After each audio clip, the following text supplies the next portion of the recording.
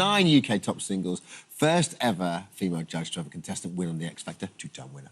But now Aussie superstar Dannii Minogue has taken the long-haul flight from down under and picked up her bow and arrow to play Cupid as the host of the UK's first ever gay dating show, I Kissed a Boy. Let's have a look.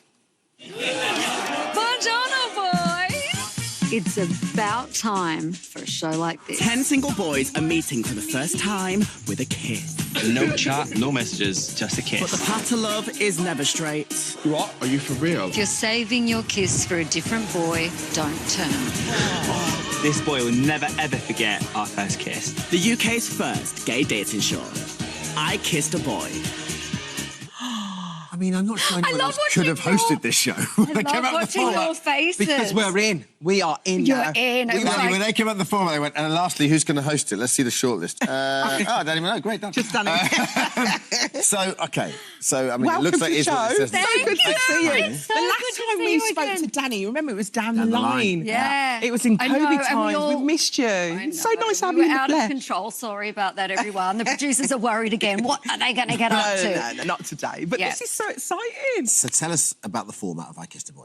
I Kissed a Boy, UK's first ever gay dating show. How can that be in 2023? But here we are. It's finally happening.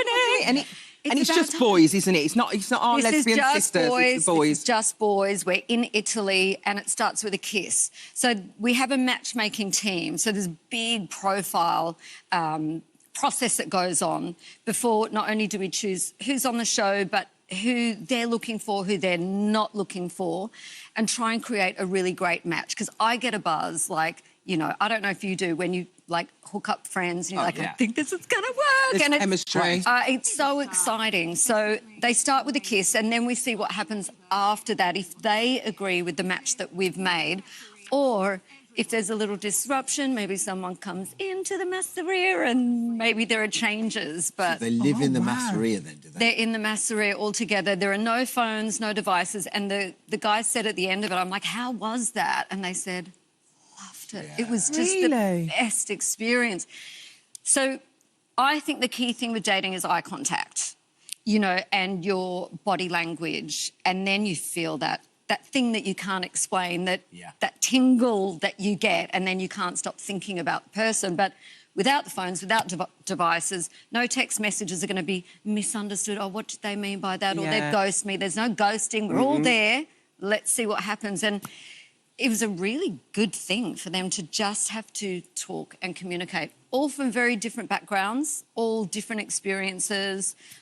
Do we find love? Is there going to be love? And also, as a host, can you spot when two people have the chemistry at the kiss? There's instant chemistry, for sure. And then there are the ones that grow. You know, like some of my friends that have been together for a long time, they said it wasn't immediate. We were friends at first. We knew each other for a long time before they actually got together. And, you know, now it's been forever. You can't imagine them not being together.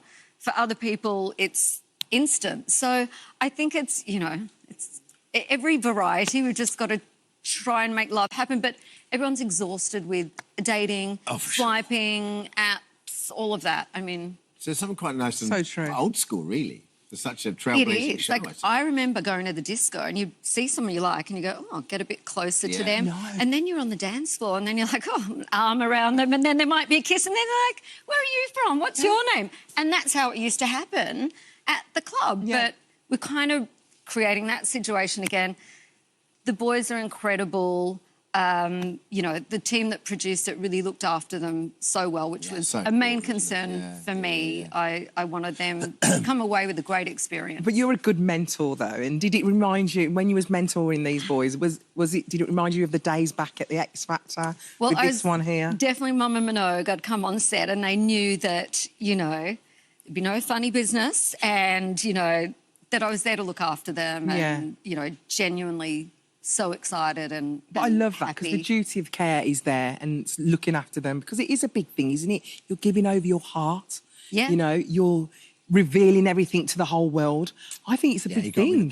Yeah. But the crew were great. Like, we were mostly the crew were from the community, and that made such a big difference because they felt really supported and looked after on set, and that was a vibe for the crew as well. Like, it was really groundbreaking in so many ways. Danny's such a good judge. Like, when she was, well, not really a judge, more of a mentor. When she was doing X Factor, she was on, I mean, she was two-time winner, obviously, but she was the best judges, mentors, always are the ones that invest in their artists, and Dannii did that so well. I think you've got to want it for them. Yeah. And the other winner I had in Australia was Dannii, who went on to Eurovision. I'm here for Eurovision week. It's like, it's crazy. like perfect. Well, I saw on Instagram the other day, on Ryland's Instagram, that he met you, and there's a lovely still there where, I think we've got it, haven't we, where he meets you, and it's like... Oh, there he is. And the link was, I'm now officially gay, which I love, because he met you. But Dannii, you really are a trailblazer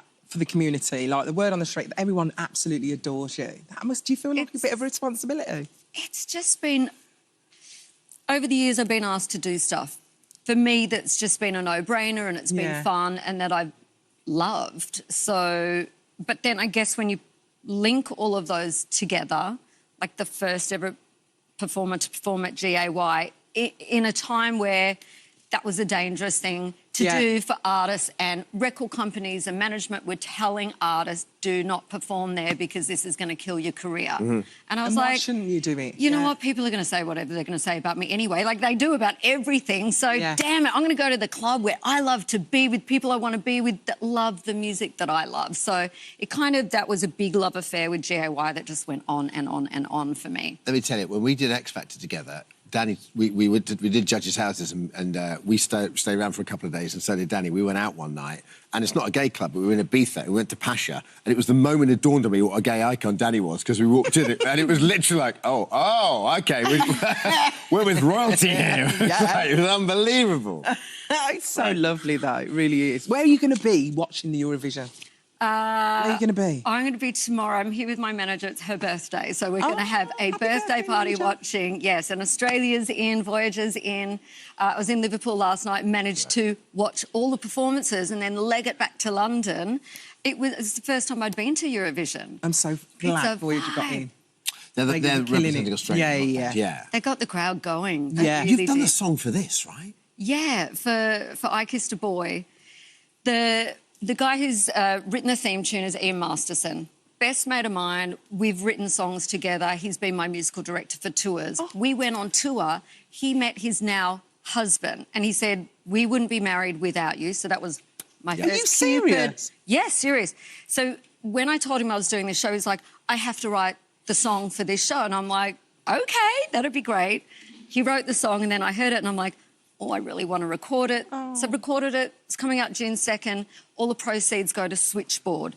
Now, it's one of the oldest LGBTQ plus charities around. It's one of the most respected. You can call any day, 24 hours, any day of the year for any question that you want answered. They're incredible. Amazing. So big love to all the volunteers for Switchboard. And it's not out until the 2nd of June, but we've got an exclusive look. Let's take a look.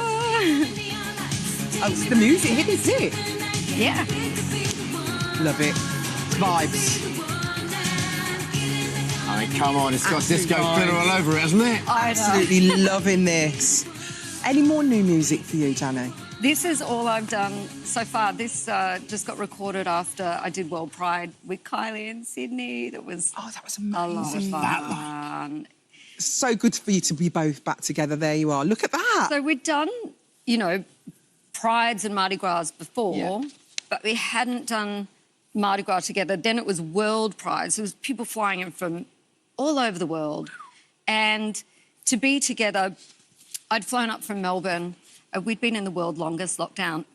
Good part of 2 years, not able to leave our homes. And then I'm up in Sydney in this beautiful crowd full of love, and everyone... You know when people unite with music and you're at a concert and you can't explain that feeling? It's intangible, isn't it? It was the best feeling. a love bomb. Dannii, thank you so much. First 2 episodes of I Kissed a Boy launched tomorrow on the iPlayer, and the series starts on BBC 3 at 9 p.m. this Sunday. Thanks. Thank you so much.